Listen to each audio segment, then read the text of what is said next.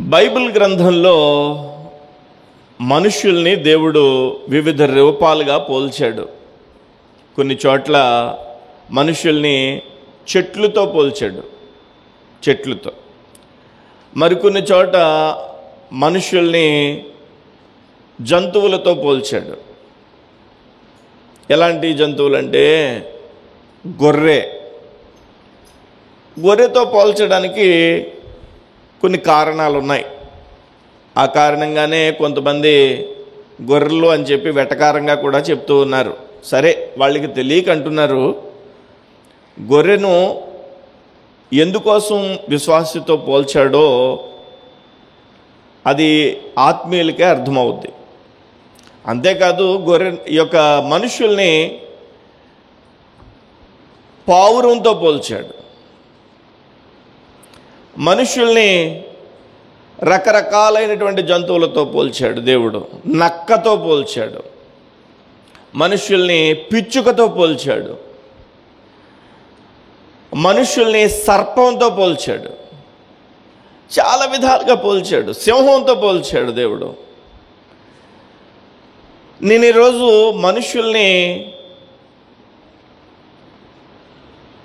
గాడిదతో పోల్చాడు కూడా. అదేంటండి, ఇంత బతికి గాడిదతో పోల్చడం ఏంటంటే బాబు, బైబిల్లో ఇలాంటివి కూడా ఉంటాయా?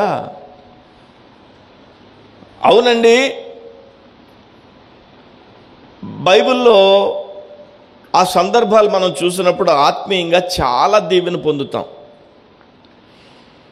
సాధారణంగా పిల్లలు మాట వినకపోతే గాడిదలాగా ఉన్నాం, మాట వినడం లేదా అంటారు.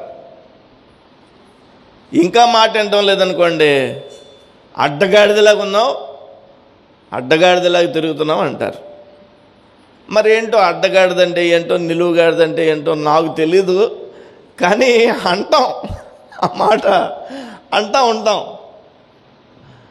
సరే, గాడిద బైబిల్ గ్రంథంలో మనుషులకు పోల్చినప్పుడు చాలా దీవెనకరమైనటువంటి ఆత్మీయ సత్యాలను మనం గ్రహించగలం. మీకు బాగా తెలుసు, కొన్ని సందర్భాలను నేను చెప్తూ ఆ సందర్భం లోపలికి నేను తీసుకెళ్ళినప్పుడు మీకు ఈరోజు వర్తమానం హృదయాలకి హత్తుకుంటుందని నమ్ముతున్నాను. మొట్టమొదటిగా మనం చూస్తే మత్తయి సువార్తలో 21వ అధ్యాయంలో ప్రభువైనటువంటి యేసుక్రీస్తు వారు ఆయన గాడిదను ఎక్కినటువంటి సందర్భం మనం చూస్తాం. యెరూషలేము పట్టణానికి సిలువ వేయబడ్డానికి వెళుతూ ఉన్నప్పుడు యేసయ్య యెరూషలేం పట్టణంలోనికి వెళ్ళడానికి ఆ పట్టణం బయట ఆగి తన శిష్యుల్ని పిలిచి, అరే బాబు, అక్కడ కట్టబడిన గాడిద పిల్ల ఉంటాయి, మీరు తీసుకురండి అన్నాడు. మీకు సందర్భం తెలుసు. ఆ శిష్యులు ఆ ఇంటికి వెళ్ళి కట్టబడినటువంటి గాడిదను విప్పుకుని తీసుకొస్తారు. తీసుకొచ్చిన తర్వాత ఆ గాడిద మీద ప్రభువైన యేసయ్య కూర్చుని యెరూషలేం పట్టణానికి వెళ్తాడు. యెరూషలేం పట్టణానికి గాడిద మీద కూర్చుని వెళ్తున్నప్పుడు ప్రజలందరూ కూడా ఆ యొక్క మట్టలు పట్టుకుని, అంటే ఆ ఆకులు కొమ్మలు పట్టుకుని యేసు ప్రభు కూడా వెళ్తూ దావీదు కుమారునికి జయము, దావీదు కుమారునికి జయము అని చెప్పి స్లోగన్స్ ఇస్తూ ఉంటారు. జయము జయము, దావీదు కుమారునికి జయం అని చెప్పి పట్టణం లోపలికి కొన్ని వేల మందితో వెళ్తాడు యేసయ్య. ఇక్కడ నేను చెప్పేది ఏమంటే, సిలువ వేయబడ్డానికి, రక్షణ కార్యము జరిగించడానికి గాడిదను వాడుకున్నాడు దేవుడు. దేవునికి మహిమ కలుగును గాక. గాడిద దేనికి సూచన అని మీరు అడిగితే భారవాహక జంతువు అంటారు. అంటే గాడిద మోసినట్లు మోస్తున్నాడు, గాడిద మోసినట్టు మోస్తున్నానని కొన్ని సందర్భాల్లో అంటూ ఉంటాం. అంటే కష్టజీవి, కష్టాన్ని మోసే ఒక వ్యక్తిని గూర్చి చెప్తా ఉన్నప్పుడు గాడిద మీద ఎంత బరువు వేసినా కానీ ఆ బరువుకు తాను కొండలు ఎక్కుతుంది, కొండలు దిగుతుంది, రోడ్డు ఎలా ఉందో చూసుకోదు, గాడిద మోసినట్లుగా మోయడం అని అంటారు. ఇక్కడ భారవాహక జంతువు అంటారు. ఇప్పుడంటే ట్రాక్టర్స్ వచ్చేసాయి, ఇప్పుడంటే లారీస్ వచ్చేసాయి, పెద్ద పెద్ద ట్రక్కులు వచ్చేసాయి.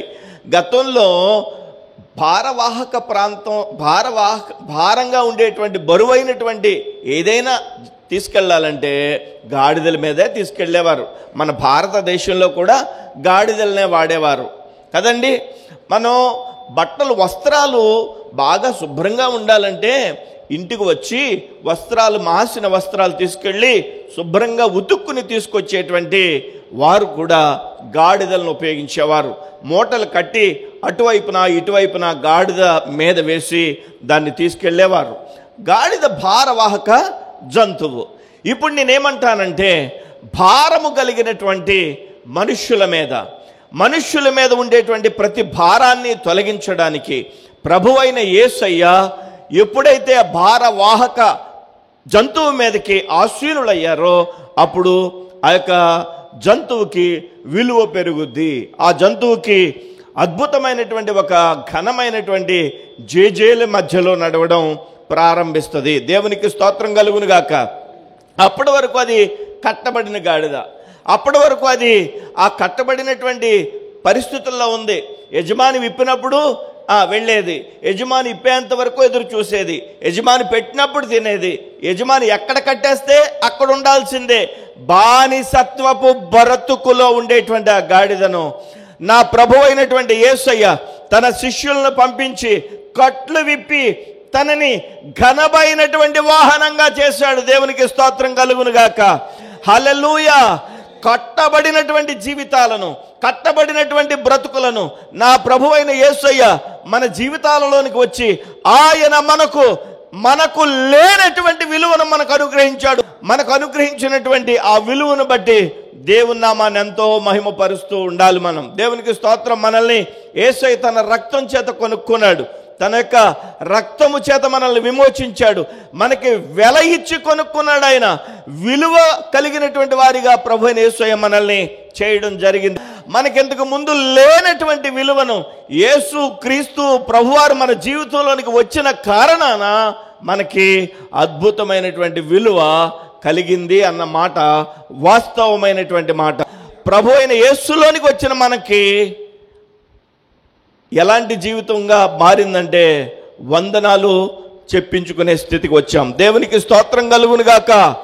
దేవుని యొక్క సన్నిధిలో మనం దీవెనకరంగా ఉన్న ఒకరిని ఒకరు గౌరవించుకుంటూ, ఒకరిని ఒకరు క్రీస్తు శరీరముగా భావిస్తూ మనమందరం ఏం చేస్తున్నామంటే ప్రభువునందు ఘనత పొందుతున్నాం. మనకి లేని విలువను మనకు తీసుకొచ్చి ఇచ్చినటువంటి యేసయ్య మన కట్లు విప్పాడు.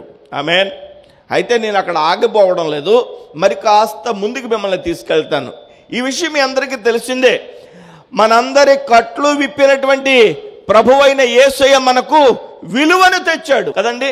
అంతవరకు ఆ గాడిద ఏమనుకుని ఉంటుంది, అక్కడే అన్నీ 1, 2 అన్నీ అక్కడే యజమాని వచ్చేంత వరకు అక్కడే ఉండాలి కదండి. అలాంటి గాడిద యేసు ప్రభు ఎక్కిన తర్వాత నడుస్తుంటే అక్కడ వస్త్రాలు వేస్తున్నారు, లేలేత కొమ్మలు వేస్తున్నారు, చుట్టూనేమో జయమంటున్నారు. గాడిద ఆశ్చర్యపడిపోయి ఉంటుంది.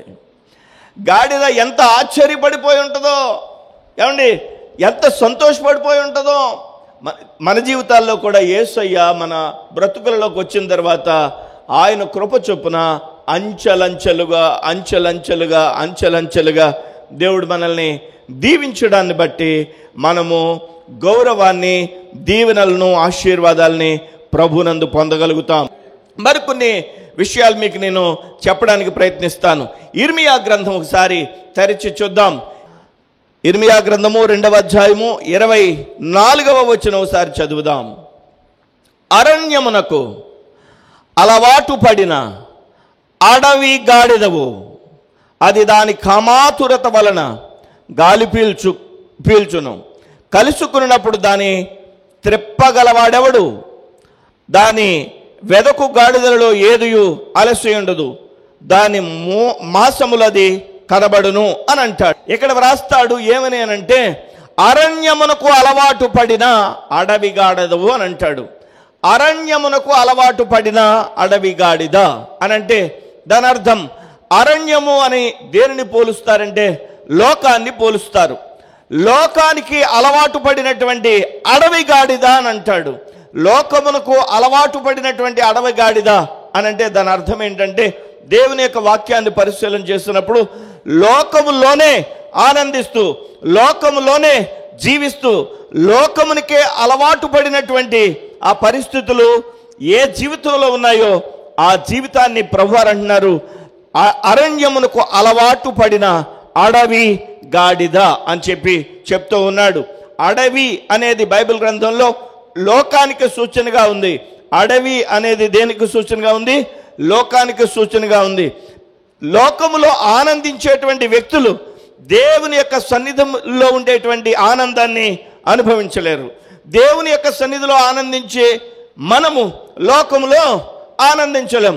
లోకములో ఆనందించేవారు అలవాటు పడ్డారు లోకానికి. దేవుని యొక్క సన్నిధిని అనుభవించే మనం దేవుని యొక్క సన్నిధికి అలవాటు పడ్డాం. ప్రభువైన యేసుక్రీస్తు గురించి వ్రాయబడింది ఏమనంటే ఆయన అలవాటుగా కొండ ఎక్కెను అని చెప్పి వ్రాయబడింది. ఆయన అలవాటుగా కొండ ఎక్కాడట. ఎందుకని? కొండ ఎక్కడం అలవాటు ఆయనకి.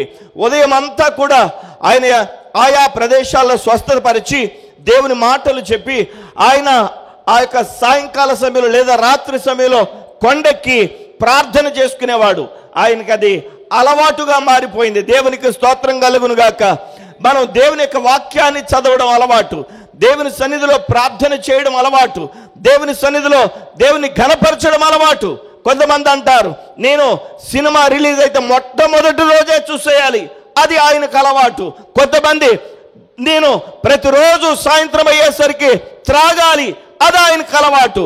నేను ప్రతిరోజు ఆ యొక్క పేకాటలో కూర్చోవాలి, అది ఆయనకు అలవాటు. ఆయన యొక్క అలవాట్లన్నీ కూడా ఆ లోకానికి సంబంధించినటువంటి అలవాట్లు. లోకమునకు అలవాటు పడిన అడవి గాడిదని అంటాడు. మొట్టమొదటిదేమో కట్లు విప్పబడిన గాడిద, అది భయంకరమైనటువంటి బానిసత్వం నుంచి విడిపించబడిన గాడిద. రెండవదేమో లోకానికి అలవాటు పడిపోయినటువంటి అడవి గాడిద అని చెప్పి వాక్యంలో వ్రాయబడింది. దేవునికి స్తోత్రం కలుగును గాక. ఇప్పుడు మనం గమనించాలి, కట్లు విప్పబడిన గాడిదలమా లేదంటే అడవికి అలవాటు పడినటువంటి గాడిదతో పోల్చబడిన వారమా అనేది మనం గమనించాలి. వాస్తవానికి మనమెవ్వరం కూడా గాడిదలం కాదు, మనమెవ్వరం కూడా గొర్రెలం కాదు, మనమెవ్వరం కూడా సింహాలను పోల్చాడని సింహాలం కూడా కాదు. కానీ అది పోలిక మాత్రమే, అది పోలిక మాత్రమే. చంద్రబింబంలా ఉన్నది ఆ పెండ్లి కూతురంటే చంద్రబింబం అయిపోద్దా? లేదు కదా.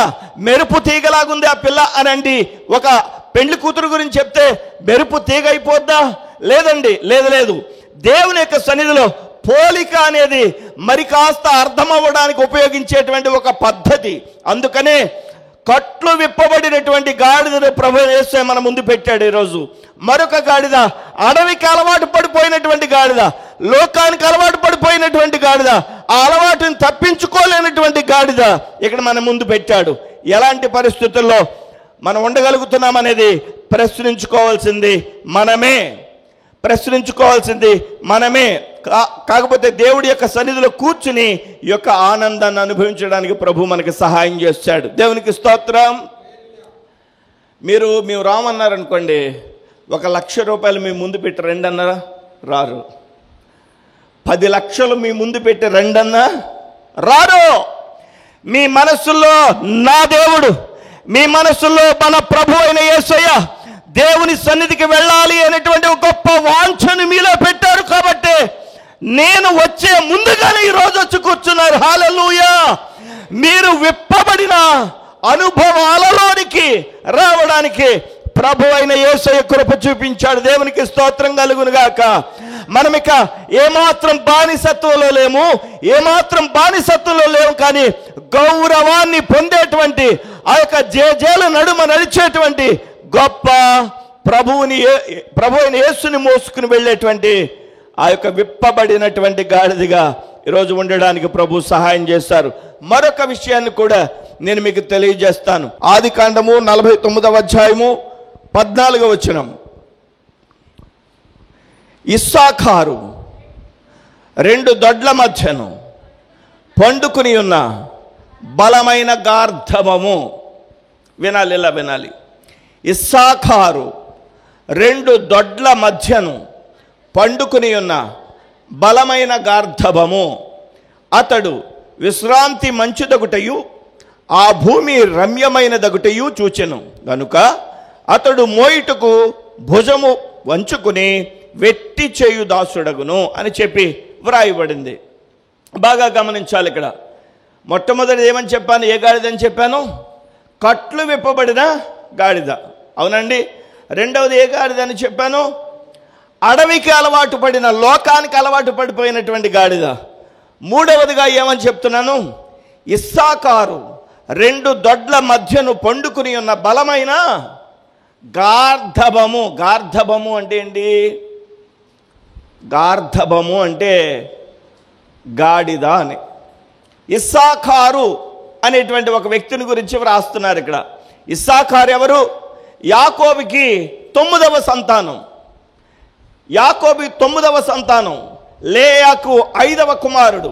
మనం బాగా పరిశీలన చేస్తే ఇస్సాకారు రెండు దొడ్ల మధ్యను పండుకుని ఉన్న బలమైన గార్ధబము అంటే బలమైన గాడిద అని చెప్పి వ్రాయబడింది. అర్థం కాదు కదా మనకి, కానీ ఈ వాక్యంలో అంతరంగానే మనం పరిశీలన చేయాలి రోజు. ఇస్సాకారు అనేటువంటి వ్యక్తి రెండు దొడ్ల మధ్యలో పండుకున్నాడు. పండుకుని ఉన్నటువంటి బలమైనటువంటి గార్ధబము, బలమైనటువంటి గాడిద అని చెప్పి వ్రాయబడింది. ఇస్సాకారు అనేటువంటి యాకోబు కుమారుడైనటువంటి ఈ వ్యక్తి రెండు దొడ్ల మధ్యలో పడుకున్నాడట. బలమైనటువంటి వాడట, గార్ధబము లాంటి వాడట, బలమైనటువంటి ఆ యొక్క గాడిద లాంటి వాడట. పండుకుని ఉన్నాడట. ఎక్కడంటే చెప్పండి? రెండు దొడ్ల మధ్యలో. రెండు దొడ్ల మధ్యలో. బాగా పరిశీలన చేయాలి, బాగా పరిశీలన చేయాలి. ఒకటి శరీరము, రెండు ఆత్మ. ఈ శరీరం ఎప్పుడు కూడా లోకం అనే దొడ్డిని కోరుకుంటుంది. ఈ శరీరం ఎప్పుడు కూడా లోకం అనే దొడ్డిని కోరుకుంటుంది.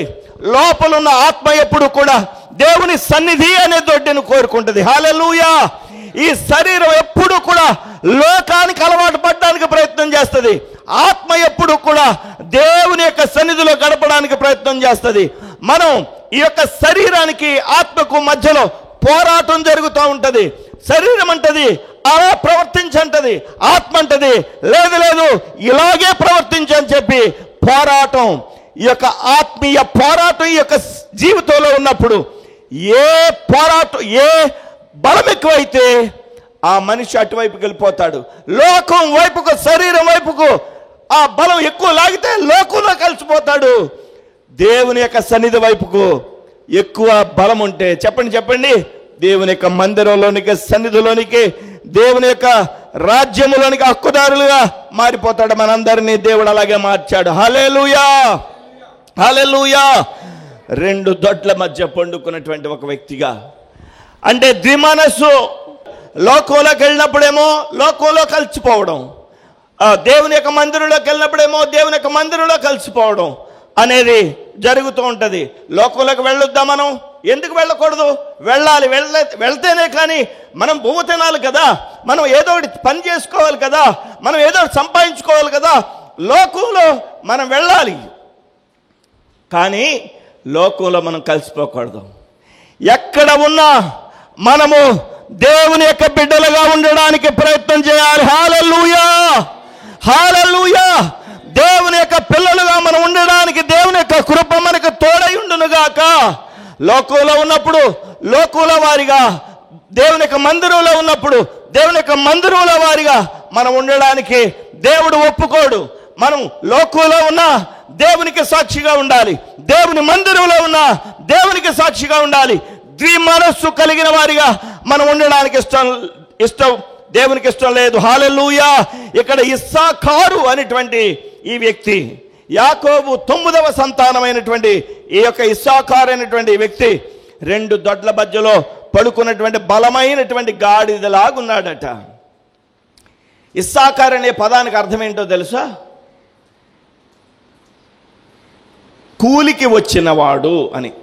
లేదా వెట్టి చాకిరీ చేయడానికి వచ్చినవాడు అని. ఇస్సాకారు అనేటువంటి వ్యక్తి రెండు ఆలోచనల మధ్యలో నివసిస్తున్నాడు, రెండు దొడ్లకు మధ్యలో నివసిస్తున్నాడు. అయితే ఆ దొడ్డైనా ఉండాలి, లేకపోతే ఈ దొడ్డైనా ఉండాలి, లోకంలోనైనా ఉండాలి, లేదంటే దేవుని యొక్క మందిరంలోనైనా ఉండాలి అని చెప్పి దేవుని యొక్క వాక్యాన్ని బట్టి గమనించాలి. ఈ యొక్క యాకోబు కుమారుడైనటువంటి ఇస్సాకారు రెండు దొడ్ల మధ్యలో పండుకున్నాడు, బలమైనటువంటి గాడిద. చూడండి ఆ తర్వాత వచనం, అతడు విశ్రాంతి మంచిదొకటయు ఆ భూమి రమ్యమైనదొకటయు చూచెను గనుక అతడు మోయుటకు భుజము పంచుకుని వెట్టి చేయుదాసుడగును. రెండు ఆలోచనల మధ్యలో ఉన్నాడు, రెండు పద్ధతుల మధ్యలో ఉన్నాడు.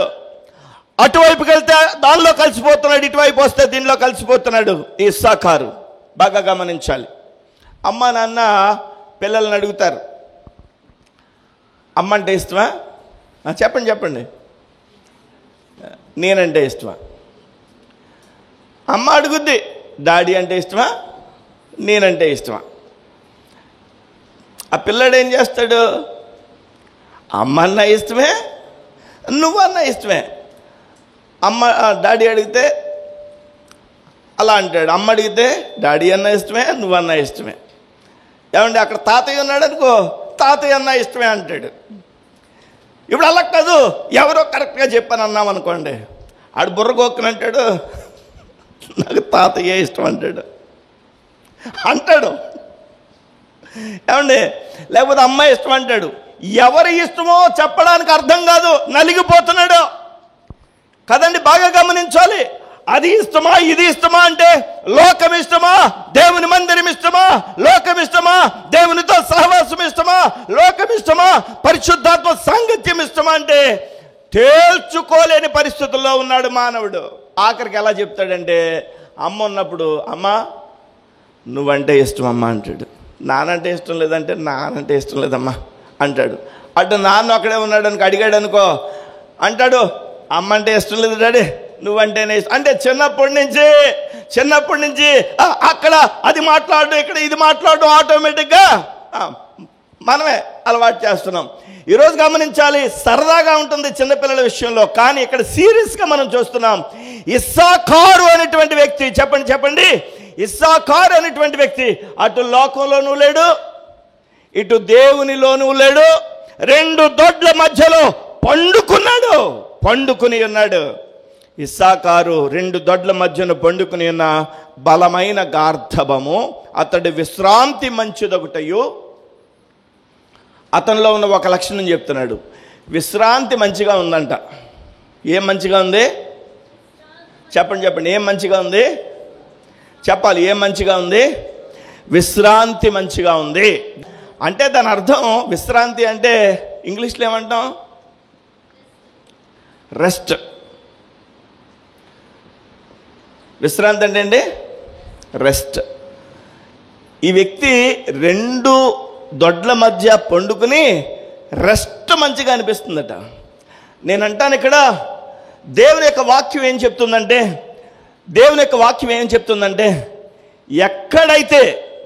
ఎక్కడైతే బద్ధకం ఉంటుందో, ఎక్కడైతే ఆ మనిషి బద్ధకంగా ఉంటాడో అక్కడ దేవుని యొక్క చిత్తము జరగదట. దేవునికి స్తోత్రం కలుగును గాక.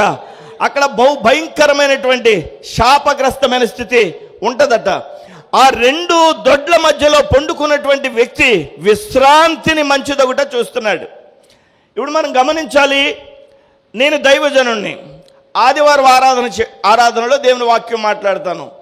మరలా ఆదివారం ఆరాధన వరకు నేను పండుకున్నాను అనుకోండి, నేనేమవుతానంటే చెప్పండి ఏమవుతానంటే, నేను విశ్రాంతినే రెస్ట్కే ప్రాధాన్యత ఇచ్చేటువంటి దుర్మార్గుడైన రెండు దొడ్ల మధ్యలో పండుకునేటువంటి భయంకరమైన గాడిదనవుతాను. దేవుని యొక్క సన్నిధిలో ప్రతిరోజు నా పనిలో వాడబడ్డానికి ప్రయాసపడాలి, ఆలోచించాలి, ఆ విధంగా ప్రయత్నం చేయాలి. నేను కష్టం వచ్చినా కానీ కష్టాన్ని అధిగమించడానికి ప్రభు కృప చూపిస్తాడు. ఇక్కడికి వచ్చి కూర్చున్న వారందరూ కూడా కష్టాన్ని నమ్ముకున్న వారే, పొద్దుటి నుండి సాయంత్రం వరకు కూడా కష్టపడేవారే. దేవునికి స్తోత్రం. మీ పనుల్లో మీరు కష్టపడుతున్నారు, మీరు రెస్ట్ ఆశించడం లేదు. ఎప్పుడు రెస్ట్ తీసుకుంటున్నారంటే, రెస్ట్ తీసుకోకపోతే మన శరీరాలు పాడైపోతాయని మీరు రెస్ట్ తీసుకుంటున్నారు. హల్లెలూయా. పొలంలో కష్టపడే వాళ్ళే, ఉద్యోగంలో కష్టపడే వాళ్ళే, ఇంటి దగ్గర కష్టపడే వాళ్ళే, కష్టాన్ని నమ్ముకున్న ప్రతి వ్యక్తిని దేవుడు ఆశీర్వదిస్తాడు. కష్టాన్ని నమ్ముకున్నటువంటి ప్రతి వ్యక్తి దేవుడు ఆశీర్వదిస్తాడన్న వాస్తవమైన మాట నమ్మదగింది. అది ఆలస్యం కావచ్చు, ఒకరోజు 2 రోజు ఆలస్యం కావచ్చు, కానీ ఆశీర్వాదాన్ని నిశ్చయంగా మనం చూస్తాం. దేవునికి స్తోత్రం కలుగును గాక. 2 దొడ్ల మధ్యలో పడుకుని ఉన్నటువంటి గాడిదను పోలుస్తున్నాడు ఇస్సాకారుతో. 2 దొడ్ల మధ్యలో పండుకున్నటువంటి గాడిద విశ్రాంతి మంచుదగుట చూశాడు. మనం దేవుని యొక్క సన్నిధిలో మనకు అప్పగించబడినటువంటి పనుల్లో నమ్మకంగా పనిచేయాలి, మ్యాక్సిమం పనిచేయడానికి కష్టపడాలి. మనం బద్ధకం అనేది మనలో ఉండకుండానట్లు ప్రభు కృప చూపించును గాక. బద్ధకం అనే దెయ్యాన్ని మనలో నుంచి, మన కుటుంబాల్లో నుంచి దేవుడు పారిపోయేటట్లుగా దేవుడు చేయును గాక. పరుగు పెట్టే పని, ఉరకలెత్తే పని మనందరికీ మన దేవుడు అనుగ్రహించును గాక. మనందరికీ ప్రభు కనికరం చూపించి సహాయం చేయను గాక. బాగా గమనించాలి. మీరు కూడా ప్రార్థన చేయండి నా కోసం. ఒక్కొక్కసారి రాత్రి 2 గంటలకు వస్తాను, ఒక్కొక్కసారి రాత్రి 3 అవుద్ది. మొన్న వచ్చారు మీరు నాతో, సడన్గా వెళ్ళాం. ఎక్కడి నుంచి వెళ్ళామో మనకే తెలియదు, అడవుల్లోంచి వెళ్ళాం, అసలు అది మట్టి రోడ్లోంచి వెళ్ళాం. ఒక్కొక్కసారి ఎక్కడికి వెళ్తున్నామో తెలియని ప్రాంతాలకు వెళ్తాం, అక్కడ బలంగా వాడబడాలి, మరలా తిరిగి రావాలి, మరలా మరుసటి రోజు ఏదో చోటకు వాడబడాలి. ఒక విషయం తెలుసా, నాకుండేటువంటి బాధ్యతలు నెలకు వచ్చేసరికి బాధ్యతలన్నీ కొద్దిగా గడుస్తున్నాయంటే మందిరం మీద గడుస్తున్నాయండి? లేదండి. నేను ప్రతిరోజు ఏదో ఒక చోట నిలబడితే, నిజంగా చెప్తున్నాను, శరీరం అంతా అలసిపోయేటట్టుగా ఒక గుడ్డని పిండితే, నీళ్ళు పిండితే ఎలాగా ఆరిపోద్దో అలా వ్యక్తిని అయిపోతాను. ప్రసంగం అయ్యేసరికి అక్కడ ఆరేసినట్టుగా అయిపోతాను. నిలబడిన తర్వాత అక్కడ ప్రార్థన చేసినప్పుడు వాళ్ళు కానుకిస్తారు. ఆ కానుకను నేను ఎప్పుడు బయట కనీసం కాఫీ తాగడానికైనా ఇష్టపడినండి, ₹1 కూడా వేస్ట్ చేయడానికి ఇష్టపడినాం. నేను దేవుని మందిరానికో, లేదా దేవుని యొక్క పనికో, లేదా నేను ప్రయాణించడానికి పెట్రోల్కి ఉపయోగిస్తాను. దేవునికి స్తోత్రం. లేదంటే మా కుటుంబ సభ్యులు తినడానికో, లేదంటే మా ఇంటికి వచ్చేది దైవజనులే వస్తారు, వాళ్ళకి పెట్టడానికి ఉపయోగిస్తానంతే. ₹1 కూడా ఇది దేవుని సొమ్మని భయపడుతూ వాడుతూ ఉంటాను. హల్లెలూయా. నేను ప్రతిరోజు వాడబడాలి, ఏదో చోట ప్రార్థన చేయాలి. మా సేవకుడు బద్ధకంగా ఉండకూడదు. మా సేవకుడు బద్ధకంగా ఉంటే మా యొక్క సేవకుని యొక్క బద్ధకం వలన నాశనం వస్తుంది. కాబట్టి సేవకుడు క్షేమంగా ఉండాలంటే పరుగులెడతా పని చేయాలి. నేను నా పనిలో పరిగెత్తాలి, మీరు మీ పనుల్లో విస్తారంగా కష్టపడాలి. ఇస్సాకారట రెస్ట్కి ఇష్టపడ్డాడట. దేవునికి స్తోత్రం. సతీష్ గారు పొద్దుట 7 గంటలకు వచ్చేస్తారు. అప్పటికే ఆయన 30 కిలోమీటర్లు వెళ్ళిపోతాడు. వెళ్ళి అక్కడ కొనుక్కుని కూరగాయలు తీసుకుని వస్తారు. మనోహరం గారు పొద్దుట వెళ్ళిపోతారు. మన ఇక్కడ ఉన్న వాళ్ళందరూ ఉదయాన్నే లేచి సాయంత్రం వరకు కష్టపడి అలసిపోయినందుకు పడుకునేటువంటి ఆ పరిస్థితిలో కష్టపడడానికి ప్రభు మనందరినీ, ఇష్టంతో కష్టపడడానికి మనందరినీ ప్రభు సహాయం చేయనుగాక. మరలా చెప్పండి బిగ్గరగా, బద్ధకం అనేది మన కుటుంబాల్లో కానీ, మన శరీరాల్లో కానీ, మన మనస్సుల్లో కానీ, మన హృదయంలో కానీ ఉండకుండా పారిపోయేటట్టుగా దేవుడు చేయనుగాక. మన పిల్లలు కూడా బద్ధకంగా ఉండకుండా వాళ్ళు యాక్టివ్గా ఉండడానికి, పరుగులెడుతూ పని చేయడానికి ప్రభు సహాయం చేయనుగాక. ఇక్కడ ఇస్సాకారు అనే వ్యక్తి 2 దొడ్ల మధ్యలో పండుకుని బద్ధకంగా, 2 దొడ్ల మధ్యలో లోకంలోని కాకుండా, ఇటు దేవుని మందిరంలోని కాకుండా మధ్యలో పడుకుని బలమైనటువంటి గాడిదగా విశ్రాంతి తీసుకోవడానికి ఇష్టపడ్డాడట. నేను నా పనిలో పరుగులెత్తుకెళ్ళిపోవాలి. ఒక ఇంటి గేట్ దగ్గర ఒక కుటుంబం గాడిదను కట్టేసుకున్నారు. గాడిదను పెంచుకుంటారు. కోటీశ్వరులు గాడిద పాలు తాగుతారు తెలుసా? ఇప్పుడు చిన్నాయగూడెంలో, సంగాయగూడెంలో, ఈ ఊర్లో కూడా బహుశా వస్తాయి, ఎర్నగూడెంలో వస్తుంది. గాడిదని తీసుకుని వస్తాడు, చెవు పట్టుకుని గాడిదని తీసుకొస్తాడు. టీ గ్లాస్ ఉంటుంది కదా, టీ కప్పులో సగం పాలిస్తే 100 రూపాయలు. ఆ పాలని గడగడమంట తాగేస్తారు. గాడిద పాలు తాగుతున్నారు. ఎందుకో తెలుసా? గాడిదలాగా బలం వస్తుందని, గాడిదలాగా కష్టపడతామని. గాడిద పెంచుకుంటున్నారు ఆ వ్యక్తులు, ఆ కుటుంబం. గాడిద ఉంది. కుక్క కూడా పెంచుకుంటున్నారు. కుక్క కూడా ఉంది. కొన్ని చోట్ల చూస్తే, మొన్న ఒక వీడియో చూశాను, పిల్లోడినేమో ఆటోలో మర్చిపోయింది, కుక్కనేమో సంకలో పెట్టుకుని వెళ్ళిపోతుంది. దిగిదే. పిల్లోడినేమో ఆటోలో మర్చిపోయింది, కుక్క పిల్లనేమో సంకలో పెట్టుకుని జాతక ముద్దులాడుతూ వెళ్ళిపోతుంది. ఆటో వాడు, అమ్మో కాదు ఇలాగ చూడండి అమ్మ, పిల్లోడు ఎక్కడ ఉన్నాడు, పిల్లోడిని కూడా తీసుకెళ్ళమ్మా అంటే అప్పుడు వెనక్కి వెళ్ళి తీసుకెళ్ళింది. అలాగుంది. సరే, ఆ కుటుంబం కూడా కుక్కను పెంచుకుంటున్నారు. కుక్కను పెంచుకోవడం తప్పు కాదు, మంచిది. కుక్క చాలా విశ్వాసమైన జంతువు. మన ఇంటి ముందు కుక్క ఉంటే చాలా మంచిది. ఎందుకంటే అరుస్తుంది ఎవరన్నా తెలియని వాళ్ళు వస్తే. ఆ ఇంటి ముందు 2 ఉన్నాయి. ఏమేమి ఉన్నాయి? కుక్క ఉంది, గాడిద ఉంది. కుక్క ఉంది, గాడిద ఉంది. రాత్రి ఎవరో తెలియని వాళ్ళు వచ్చారు.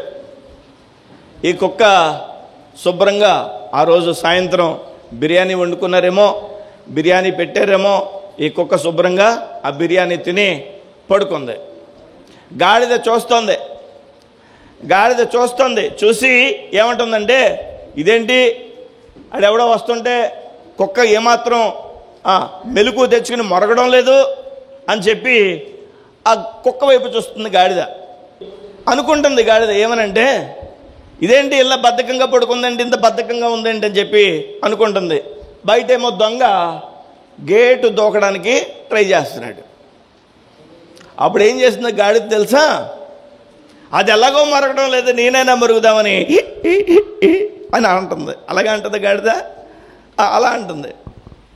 అంటుంటే లోపల ఉన్నటువంటి వాళ్ళు తలుపు తీసుకుని బయటకు వచ్చి ఒక బడితి పట్టుకుని, చెప్పండి గాడిదని పట్టుకుని, ఏంటి ఇప్పుడు నువ్వు రాగం తీస్తున్నావు, నువ్వేమో నిద్ర పట్టడం లేదని చెప్పి గాడిదను గట్టిగా బాధేశారట. ఇది అక్కడక్కడ ఈ కథని మీరు వినే ఉంటారు. ఎందుకని చెప్పానంటే, కుక్క చేసే పని చెప్పండి కుక్క చేయాలి, గాడిద చేసే పని గాడిద చేయాలి. నేను దేవుని యొక్క సన్నిధిలో పిలవబడినటువంటి నేను వాక్యం చెప్పుటలో కష్టపడాలి. దేవునికి స్తోత్రం. నమ్మకంగా కష్టపడాలి, యథార్థంగా కష్టపడాలి, వాక్యాన్ని అన్వేషించాలి. ఒక ప్రసంగం చేయడానికి 1 గంట 2 గంటలో 3 గంటలో 4 గంటలో దానికోసం ప్రిపేర్ అవ్వాలి. అది సామాన్యమైన కష్టం కాదు, కష్టంతో కూడింది. అనేకమైన బుక్స్ రిఫర్ చేయాలి, అనేకమైనటువంటి వెబ్సైట్లు ఓపెన్ చేసి చూడాలి. అయితే మీరు మీ పనుల్లో కష్టపడాలి. దేవునికి స్తోత్రం. మనందరినీ దేవుని మందిరంలోనికి తీసుకొస్తాడు. మనందరము కూడా కలిసి ప్రభు అయిన యేసయ్యను కలిసి ఆరాధించాలి, ప్రభువుని మహిమపరచాలి. మీకు ఇవ్వబడినటువంటి పనుల్లో మీరు కష్టపడాలి, నాకు ఇవ్వబడినటువంటి పనుల్లో నేను కష్టపడాలి. మనందరము బద్ధకము లేకుండా చెప్పండి రెస్ట్ అనేది లేనంత పని ప్రభు మనకు అనుగ్రహించును గాక. మనం ఒక పని చేయాలి, డబ్బులు ఈ ప్రభు అని అడిగే కంటే పని ఈ ప్రభు అని అడగాలి. నేను అదే ప్రార్థన చేస్తాను. పనిస్తే డబ్బులు అవే వస్తాయి. పని ఈ ప్రభు, నాకు నీ పనివాడిగా ఉన్నాను, నేను ఇష్టపడుతున్నాను, ఖాళీగా వద్దు ప్రభు, నీలో నేను వాడబడతాను నమ్మకంగా పనిస్తే కావాలి ప్రభు. నిజమే, మన నమ్మకమైన యజమాని మనల్ని ఆశీర్వదిస్తాడు. మీకు తీరిక లేని పని అంటే దేవుని మందిరానికి మరలా రావాలి, అంత తీరిక లేకపోవడం కాదు. దేవుని మందిరానికి వచ్చి మిగతా రోజుల్లో తీరిక లేని పని ప్రభు మనకు అనుగ్రహించునుగాక. తద్వారా దేవుడు మనల్ని ఆశీర్వదించునుగాక. ఇంకా ఏమనుంది అక్కడ? ఇస్సాకారు 2 దొడ్ల మధ్యను పండుకొని ఉన్న బలమైన గార్ధబము, అతడు విశ్రాంతి మంచిదొకటయ్యు, అంటే రెస్ట్ తీసుకోవడానికి ఇష్టపడుతున్నాడు. మరి రెండవది ఆ భూమి రమ్యమైనదగుటయు చూచెను. ఏ భూమి? ఏ భూమి? ఆ భూమి అని చెప్పాడు. ఆ భూమి రమ్యమైనదొకటియు చూచాడట. నిజమే, లోకం ఇస్సాకారికి రమ్యంగా కనిపిస్తుంది. లోకం ఇస్సాకారికి రమ్యంగా కనిపిస్తుంది. లోకం అనేది మానవుడికి ఎప్పుడూ రమ్యంగానే కనిపిస్తుంది.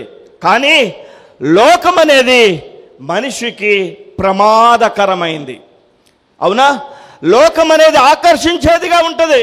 లోకం అనేది మనిషిని ఆకర్షించి మనిషిని రమ్యంగా కనిపిస్తుంది. కానీ రమ్యమైన లోకము మనల్ని అధపాతాళానికి తొక్కివేస్తుంది. అవునండి, అధపాతాళానికి తొక్కివేస్తుంది లోకం అనేది మనల్ని. కాబట్టి ఈ వ్యక్తి ఆ భూమి రమ్యమైనదొకట చూచాడట. ఎందుకంటే రెస్ట్లో ఉన్నాడు కదా, ఖాళీగా ఉన్నాడు కదా. ఖాళీగా ఉన్న మైండ్లోనికి ఏమొస్తుందట చెప్పండి? సాతాను దూరతదట. మనం ఎప్పుడు వర్క్లో ఉండడానికి, బిజీగా ఉండడానికి ప్రభు మనకి సహాయం చేయునుగాక. ప్రతిరోజు మీ సేవకుడికి వాడబడే అవకాశం ఉండాలి. ప్రార్థన చేయాలి. అలా మీరు మీ ప్రార్థనలో ప్రతిరోజు మీకు మీ పనుల్లో మీరు ఆరోగ్యంతో ఉరకలెత్తుతూ పని చేయాలి. పిల్లలు వారి యొక్క స్కూల్కి ఉరకలెత్తుతూ వెళ్ళిపోవాలి. మరి పనులకి వెళ్ళే వాళ్ళు వారి యొక్క పనులకి ఉరకలెత్తుతూ సంతోషంగా వెళ్ళాలి. దేవుని మందిరానికి మాత్రం వచ్చేయాలి. హల్లెలూయా.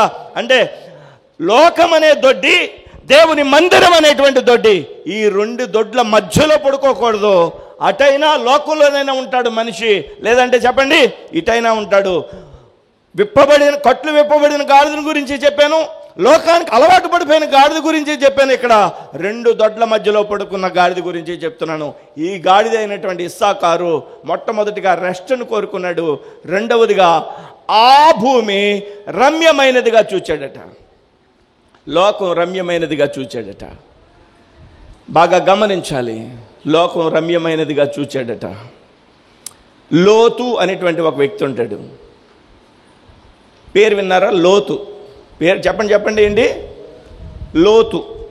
ఆ లోతు అనేటువంటి వ్యక్తి అబ్రహాంతో పాటుగా వాగ్దాన దేశం వెళ్ళడానికి బయలుదేరాడు. లోతు అన్నాడు, ఇదిగో నేను అక్కడికి వెళ్తాను అని అన్నాడు. దేవునితో, అబ్రహాముతో అన్నాడు. ఎక్కడికి? సొదొమ గొమొర్రా అనేటువంటి పట్టణాలు లోతు అనేటువంటి వ్యక్తికి రమ్యంగా కనిపించాయట.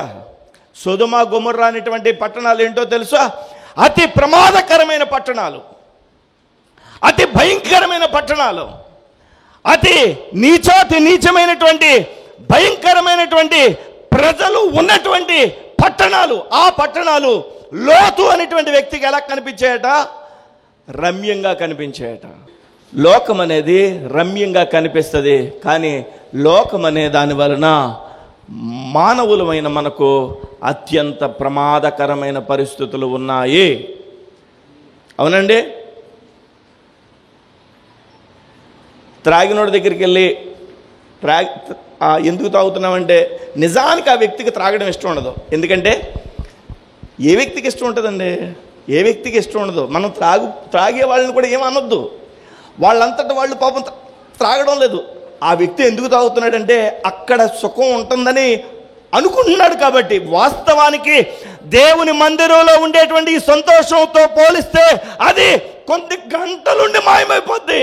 ఇది మాత్రం శాశ్వతంగా ఉంటుంది. లోకంలో సంతోషిస్తున్నాడు ఇస్సాకారు. భూమి రమ్యమైందగుట చూచాడట. ఆ లోతు సొదొమ గొమొర్రాల్ని రమ్యంగా చూశాడట. కానీ ఏమయ్యాడో తెలుసా? అధపాతాళానికి వెళ్ళిపోయాడు. ఆఖరికి ఏమైందో తెలుసా? తనకి ఇద్దరు కుమార్తెలు. లోతుకి మద్యం పట్టించేసి ఎంత నీచానికి ఒడికట్టారంటే వాళ్ళు మద్యం పట్టించేసి ఆ ఇద్దరు కుమార్తెలు ఆ పట్టణంలో ఉండేటువంటి దురాత్మల యొక్క ఆ ప్రభావం వలన వాళ్ళు ఏం చేశారో తెలుసా? తండ్రితో సైతం పాపం చేసేశారు. భయంకరమైనటువంటి లోకం లోతు అనేటువంటి వ్యక్తికి చెప్పండి రమ్యంగా కనిపించిందట. నేతి బీరకాయలో నెయ్యి ఉంటుందండి? ఉండదు. ఈ లోకంలో శాశ్వత సంతోషం ఉండదు. ఈ లోకంలో శాశ్వత సంతోషం మనకు దొరకదు. మనకు సంతోషం, సమాధానం క్రీస్తు యేసు ప్రభువులో ఉంటాయి. అది ఆర్థికంగా ఇబ్బంది పడిన రోజైనా ఉంటుంది, మానసికంగా కృంగిపోయిన రోజైనా ఉంటుంది, మనం నిందల పాలైన రోజైనా ఉంటుంది, అవమానం పడిన రోజైనా ఉంటుంది. ఏ రోజైనా ఈ సంతోషం మన నుంచి ఏ వ్యక్తి దూరం చేయలేరు. కారణం ఏంటంటే యేసయ్య తన రక్తం చేత మనల్ని కొనుక్కుని తన సొత్తుగా చేసుకున్నాడు. 14-15 మరలా చదవండి. 49వ అధ్యాయం, ఆదికాండం 49వ అధ్యాయం 14వ వచనం. ఇస్సాకారు 2 దొడ్ల మధ్యను పండుకుని ఉన్న బలమైన గార్ధబము, అతడు విశ్రాంతి మంచిదొకటయు ఆ భూమి రమ్యమైనదొకటయు చూచెను గనుక అతడు మోయుటకు భుజము వంచుకుని వెట్టి చేయు దాసుడు అగును. అంటే అతని పరిస్థితి ఎలాగైందంటే అతః పాతాళానికి వెళ్ళిపోయింది. వెట్టి పని చేసే దాసుడైపోయాడు. వాస్తవానికి ఆశీర్వాదం పొందిన యాకోబు కొడుకే, కానీ అతః పాతాళానికి వెళ్ళిపోయాడు. ఈరోజు మన మీదకి శ్రమ, శోధన రావచ్చు. ప్రభు సన్నిధిలో, ప్రభువా నేను నిన్ను కోరుకుంటున్నాను, నీ మందిరం కోరుకుంటున్నాను, నీ రాజ్యం కోరుకుంటున్నాను, లోకంతో నాకు పని లేదు అని చెప్పాలి. లోకంలో కట్లు విప్పబడి నీ యొక్క రమ్యమైనటువంటి నీ యొక్క రాజ్యంలోనికి వచ్చానయ్యా. నేను నాకు 2 దొడ్ల మధ్యలో పండుకున్నటువంటి గాడిదను కాదు, నేను విప్పబడినటువంటి గాడిదను. దేవునికి మహిమ కలుగును గాక. నేను చూడండి, విశ్రాంతిని ఇష్టపడేటువంటి వ్యక్తిని కాదు, నేను నీలో శ్రమ పడుటకు ఇష్టపడే వ్యక్తిని. పేతురు అంటాడు, యేసుక్రీస్తు తన శరీరమందు శ్రమ పడెను కనుక మీరును అట్టి మనసు గలవారై యుండుడి అంటాడు. దేవునికి స్తోత్రం కలుగును గాక. ఈ క్రైస్తవ్యం లేదా విశ్వాసం అనేది పోరాటాలే. దేవునికి స్తోత్రం కలుగును గాక. ఎప్పుడు పోరాటాలు ఉన్నా కానీ ఎప్పుడు పోరాటాల మధ్యలోంచి జయమును పొందుకుంటూ ముందుకెళ్ళిపోతాం. అవమానాల మధ్యలోంచి ముందుకి సాగిపోయి దేవుని యొక్క కృపలో అదే చోట ఘనతను పొందే కృపను మనకు అనుగ్రహించేటువంటి దేవుడై ఉన్నాడు. ఈ వ్యక్తిని గురించి ఒక మాట చెప్తాను మీకు. ఈ వ్యక్తిని గురించి ఎవరి గురించి చెప్తున్నాం మనం? చెప్పండి, ఎవరి గురించి చెప్పుకుంటున్నాం మనం? ఇస్సాకారు. ఈ వ్యక్తిని గురించి ఏమైంది ఆఖరికి ఈ వ్యక్తి గురించి అనంటే, చూడండి, తాటాకు మంటేస్తే ఎలా వస్తుంది? తాటాకు కానీ ఈతాకు కానీ ఎండిపోయినటువంటి అదేంటి పామాయిల్ ఆకు కానీ మంటెట్టామనుకోండి, పెద్ద మంట వచ్చేస్తుంది, వెంటనే ఆరిపోద్ది. అలా ఉండకూడదు. మనది గట్టి పుల్లతో కాల్చిన మంటలా ఉండాలి మనం. దేవునికి స్తోత్రం కలుగును గాక.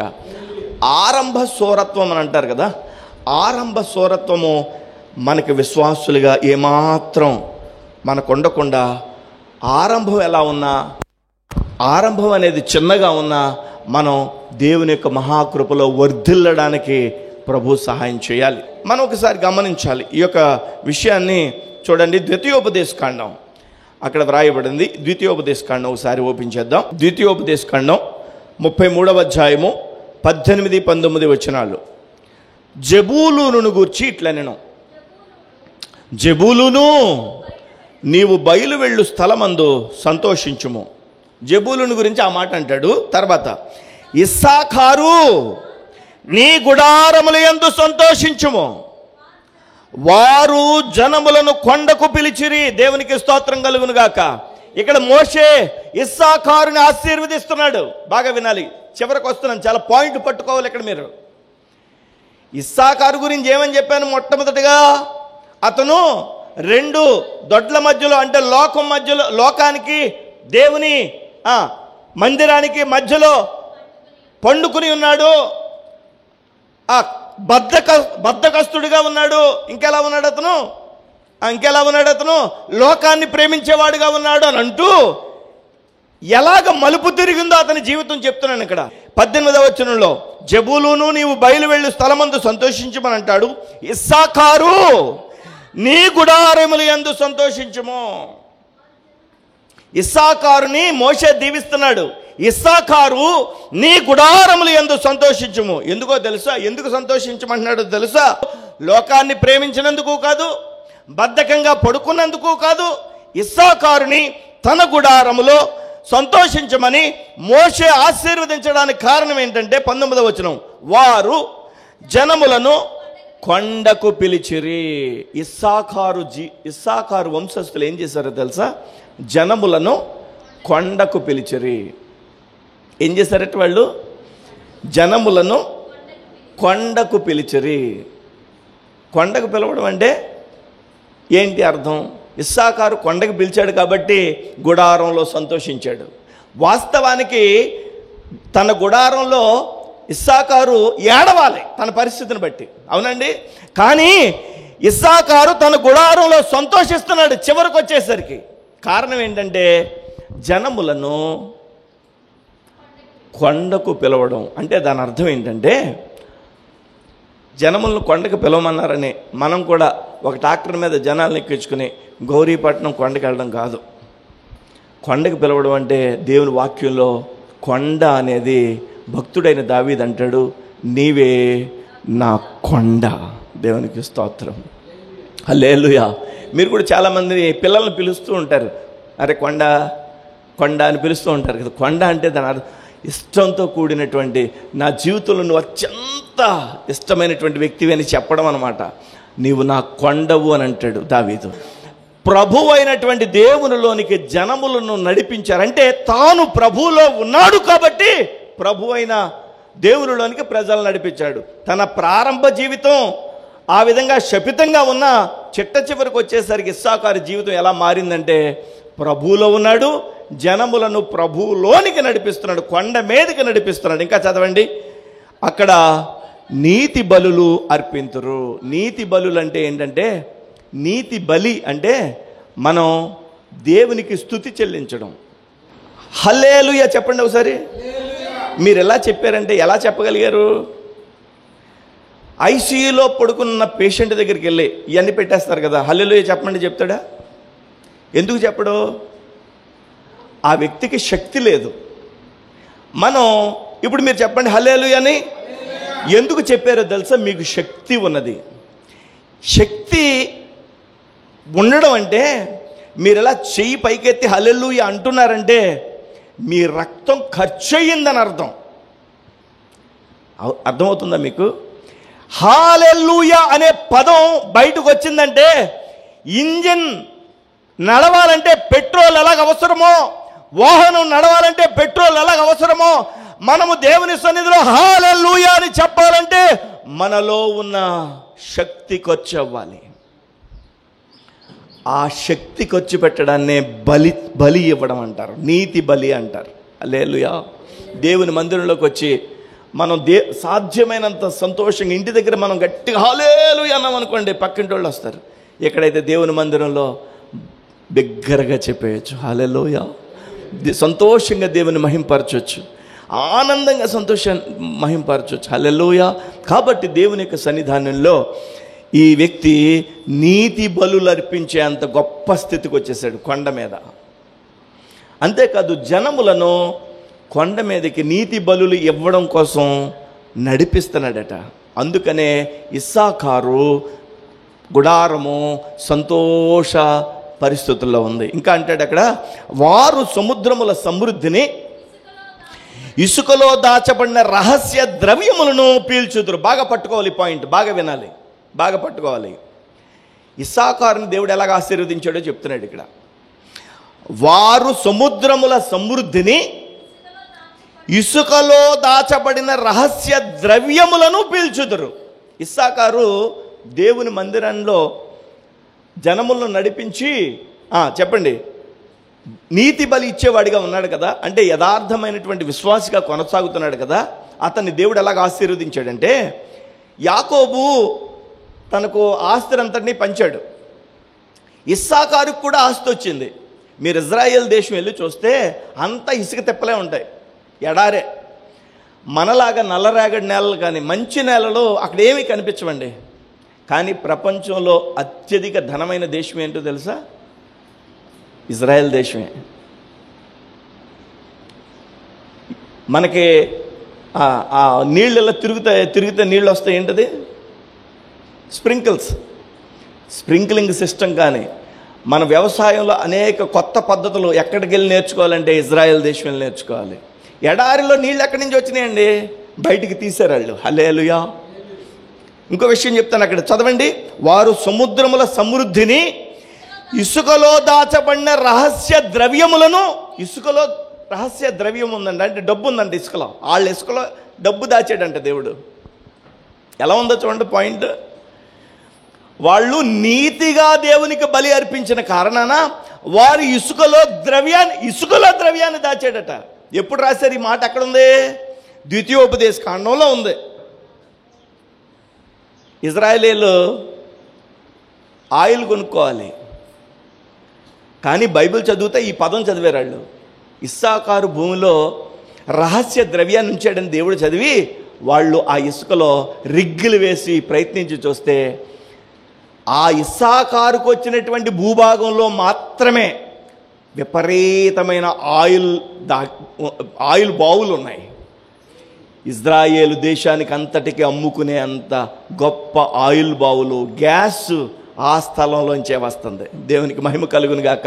ఇప్పుడు ఇస్సాకారు ప్రాంతం అంతా ఇజ్రాయెల్ దేశం వెళ్ళి చూస్తే ప్రపంచంలో గొప్పగా ఉంటుంది అన్నమాట. అక్కడ నేనేమంటున్నానంటే, మన దేవుడు గొప్ప దేవుడు, మనల్ని నిశ్చయంగా ఆశీర్వదిస్తాడు, మన గుడారములలో సంతోషం ఉండేటట్లుగా చేస్తాడు.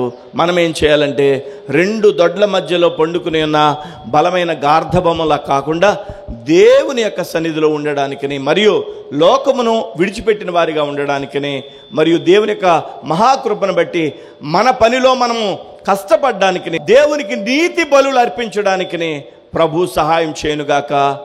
మనల్ని నెమ్మదిగా అంచెలంచెలుగా ఆశీర్వదించునుగాక. ఇక్కడ ఉన్న వారందరినీ దేవుడు ఆస్తికర్తలుగా చేయునుగాక. దేవునికి స్తోత్రం. ఇష్టపూర్వకంగా ఆమేన్ చెప్పండి మీరు. హల్లెలూయా, హల్లెలూయా. మనందరినీ దేవుడు ఆధ్యాత్మికంగా బలమైనటువంటి ఒక గొప్ప జనాంగముగా చేయునుగాక. దేవుడు కృప చూపించి ఆశీర్వదించాలి, దీవించాలి, దేవుడు మహిమ పొందాలి. గాడిదతో పోల్చినటువంటి విషయాలను మీకు నేను చెప్పాను. ఏ విషయాలు అవి? ఒకటి, ముగించేస్తున్నాను ఇంకా. ఒకటి, విప్పబడిన గాడిద, అంటే లోకంలో కట్లు విప్పేసి దేవుని యొక్క రాజ్యంలోనికి హక్కుదారులుగా వచ్చిన గాడిద. రెండవది, లోకమునకు అలవాటు పడిపోయిన గాడిద. మూడవది, అటు లోకంలోనే కాదు, ఇటు దేవునిలోనే కాదు, మధ్యలో పండుకుని ఉన్న బలమైన గాడిద ఇస్సాకారుతో. మూడు విషయాలను నేను మీకు ఈరోజు చూపించాను. దేవుడు కృప చూపించి మనల్ని, మన ప్రారంభ దినాలు ఎలా ఉన్నా, ఎంత భయంకరమైన పరిస్థితుల్లో మనం గతంలో ఉన్నా, దేవుని యొక్క మహాకృపను బట్టి మన గుడారాలలో సంతోషము నిలిచి ఉండునుగాక. హల్లెలూయా. కొండ మీద నీతి బలులు అర్పించేటువంటి గొప్ప జనాంగముగా మనల్ని చేయునుగాక. దేవుని యొక్క మందిరంలో సంతోష గానములతో మనల్ని నింపునుగాక. దేవుని యొక్క సన్నిధిలో బలమైనటువంటి సాక్ష్యాలు చెప్పడానికి ప్రభు మనకి సహాయం చేయునుగాక. ప్రభు మాకు ఈ కార్యాన్ని చేశాడండి అనే గొప్ప సాక్ష్యాన్ని చెప్పే అవకాశం ప్రభు మనకి ఇచ్చునుగాక. హల్లెలూయా. మీకు ఈరోజు వర్తమానం అర్థమైంది అనుకుంటున్నాను. ప్రభా, నేను ఈ లోకంలో కాకుండా నీలో సాగిపోవడానికి సహాయం చేయండి. నా వంతు నేను కష్టపడతానయ్యా, నా వంతు నేను ప్రయత్నం చేస్తాను. నన్ను విడిచిపెట్టొద్దు, నా కుటుంబాన్ని విడిచిపెట్టొద్దు. దీవించయ్యా, అంచెలంచెలుగా ఆశీర్వదించు. ఇస్సాకారు తన ఇసుకలో ద్రవ్యాన్ని దాచావా? నాకు అన్యాయస్తుడు కాదు, నా పక్షంగా నువ్వు ఉంటావు. నాకున్న చిన్ని భూభాగాన్ని ఆశీర్వదించు, నాకున్న చిన్ని పనిని ఆశీర్వదించు, నాకున్న ఈ చిన్ని సంఘాన్ని ఆశీర్వదించని నేను మీ జీవితాలలో మీకున్న చిన్ని దాన్ని పట్టుకుని ఆశీర్వదించండి. యేసయ్య తన చేతిలో 2 చేపలను పట్టుకుని ఆశీర్వదించాడు, విస్తారంగా ఆశీర్వదించబడ్డాయి. ప్రభువా, నీ చేతులు నన్ను ఆశీర్వదించవా, నా కుటుంబాన్ని దీవించవా, నా కుటుంబంలో ఉండేటువంటి ఆ యొక్క ఏడుపంతా సంతోషగానంగా మార్చవా అని ప్రభు సన్నిధిలో అడుగుదామా? మోకరించండి.